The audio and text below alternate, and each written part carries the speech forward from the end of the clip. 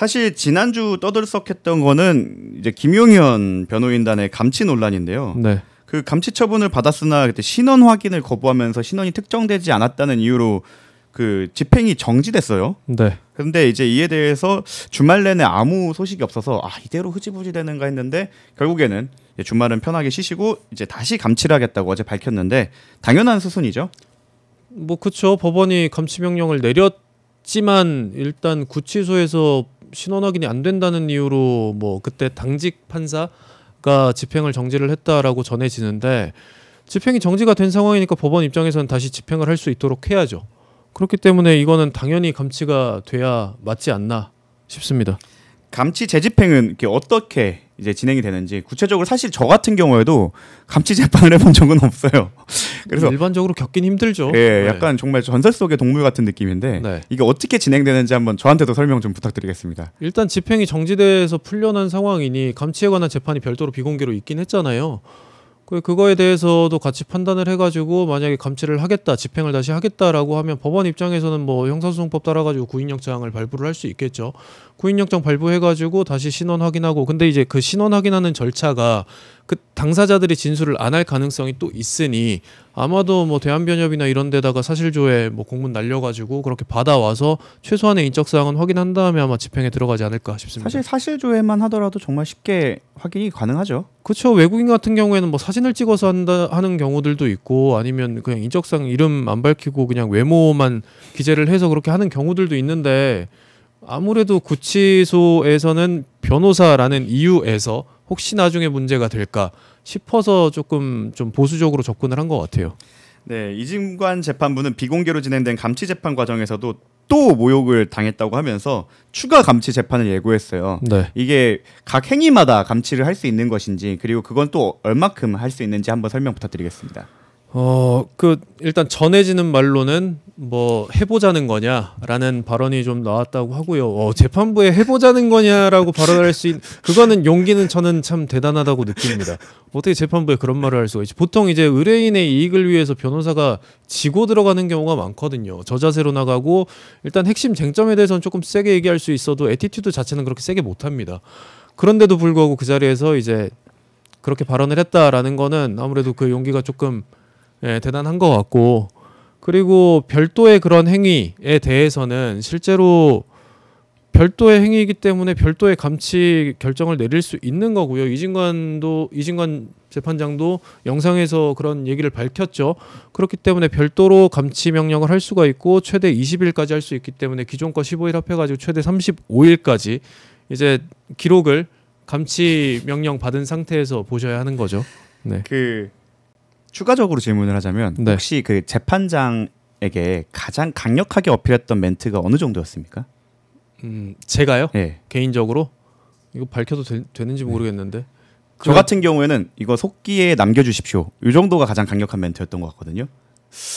이거 밝혀도 되나? 조금 그런데 제가 법무관 때 좀 철없을 때 얘기인데 그 상대방이 정관이라 너무 편히 봐주시는 거 아니시냐라고 했다 크게 혼난 적이 있습니다. 한번. 혹시 그때는 감치 얘기는 없었나요? 감치까지는 안 됐고요. 그 정도의 용기는 없었다. 네, 감치까지는 안 됐죠. 네. 그런데 김용현 전 장관 변호인단은 이진관 부장판사를 공수처에 직권남용과 불법 감금 혐의로 고소한다던데 네. 결과 어떻게 예상하시나요?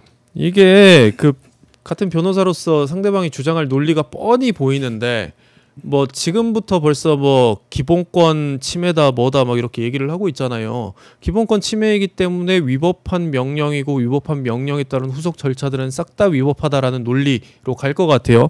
근데 사실 말도 안 되죠. 그 영상 보셨으면 아시겠지만 법정 소란이 있었잖아요. 그리고 한 2차례 경고했고 감치명령 나왔고 그게 어딜 봐서 위법하다는 건지 이해가 안 가서 그거에 대한 뭐 직권남용과 불법감금 혐의로 고소한 건 당연히 무혐의가 나오겠죠. 그리고 이렇게 변호사가 법논리를 활용을 해가지고 이런 식으로 어떻게 보면 이것도 재판 방해 행위로 보이거든요.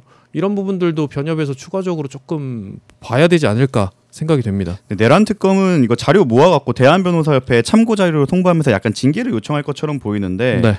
대한변협이 과연 이런 행위에 대해서 징계 조치를 할까요?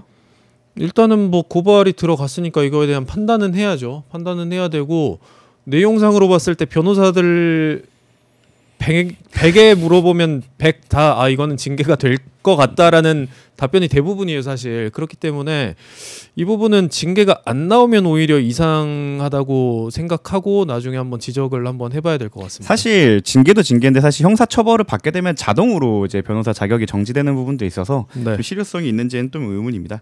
네, 한덕수 재판 또 넘어가 보겠습니다.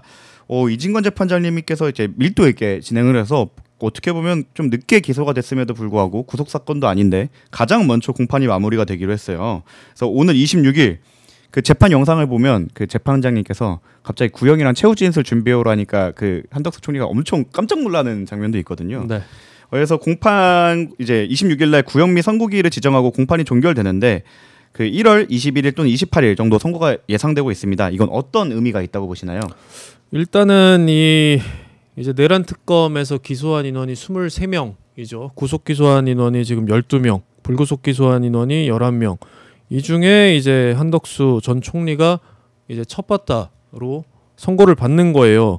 이게 어떤 의미가 있냐면 지금 한덕수 전 총리에게 있는 혐의 자체가 내란 중요 임무 종사자가 거의 핵심인 것 같고 그 외에 자잘한 것들이 있는데 기소된 대부분이 사실 내란 주요 임무 종사 혐의가 있거든요.